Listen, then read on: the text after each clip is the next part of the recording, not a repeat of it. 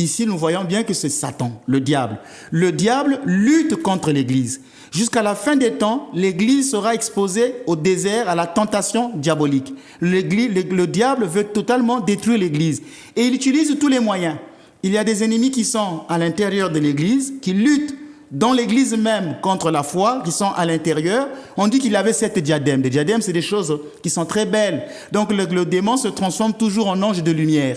Vous verrez des personnes pieuses à l'intérieur de l'Église. Et souvent, ces personnes-là aussi sont là pour détruire l'Église, même malgré leur piété.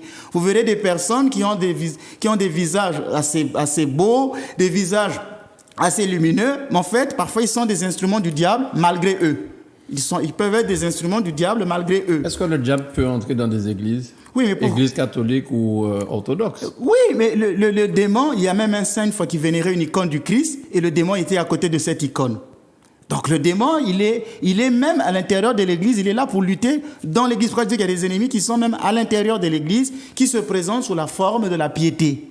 Et c'est parfois des ennemis aussi de l'église. Il y a des ennemis aussi extérieurs. Et le démon utilise tout. Il peut même utiliser les sciences humaines.